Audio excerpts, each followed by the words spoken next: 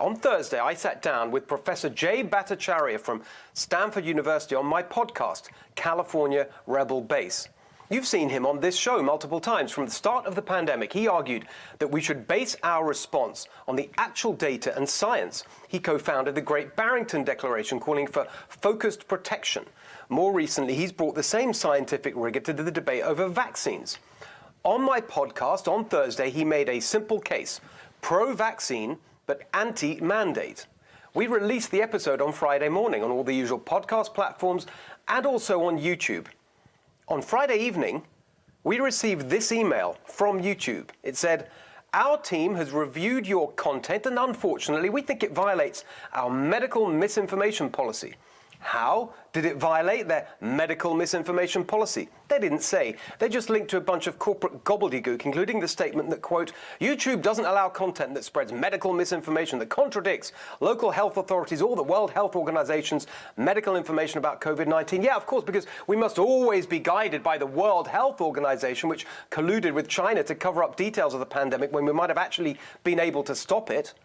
And we must never contradict local health authorities, even when they contradict each other. Or when they contradict themselves about, I don't know, wearing masks indoors when you're vaccinated. Or when they contradict themselves about wearing masks at all.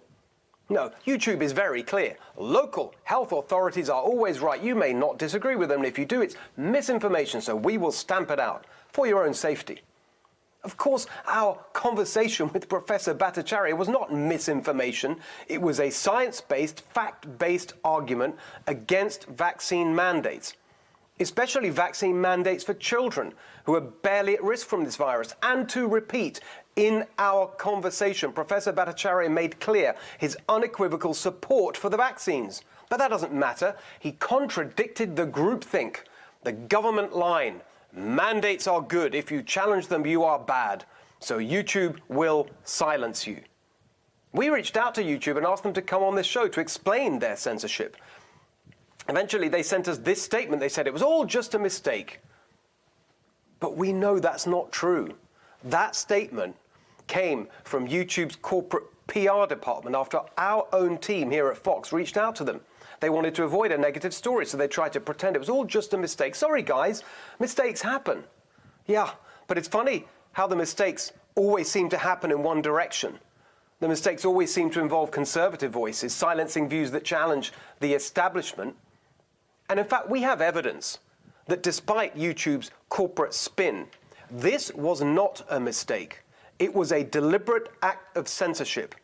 And it would have succeeded if it wasn't for the fact that we were going to talk about it tonight. Because we appealed YouTube's decision using their normal process. And this is the reply we got to that. They said they carefully reviewed our episode and confirmed that it violates their medical misinformation policy. What they did to us, they are doing every day to so many others. Americans silenced by YouTube and the rest of big tech simply for challenging the anti-science ideological dogma of much of this country's corona law. And if you don't happen to have the platform of a cable news show to complain about it, there is nothing you can do about it. We have to fight back against this, not just the insane corona law, but the tech censorship. I live in the heart of Silicon Valley. I've started and run a tech company. I know this world very well. I know Susan Wojcicki. She's the CEO of YouTube and needs to be held accountable for this. She's not a bad person. If you met her, you'd see immediately that she's a good person. In fact, a very down-to-earth person. Google was literally started in her garage. They said they were going to democratize information. And to be fair, in many ways, they still do. Helping people express themselves, connect with others, helping entrepreneurs find customers, and artists to find an audience. But there's a dark side, and it seems to be getting darker. We talk about how big tech's control over our society is Orwellian, 1984 and Big Brother. But there's another George Orwell book that's just as relevant, Animal Farm, where the revolutionaries turn into the very thing they fought against. That's what we're seeing now. The idealists of Silicon Valley are also the most menacing authoritarians of our age, because they threaten the foundation of a free society, free expression. When you're doing the bidding of the government and taking down content they don't find convenient, how is that any different from running Pravda in the Soviet Union or Xi Jinping's China daily? When you're censoring just one side of the political aisle because your advertisers in the woke boardrooms of corporate America don't want to be associated with the views of the masses they despise, how are you anything other than a partisan editorial force? When you interfere in an election by burying legitimate news stories that could hurt your candidate, how is that democratizing information? Big tech isn't democratizing information. Big tech is manipulating information in a way that undermines democracy. Here's the bottom line. We'll never change them.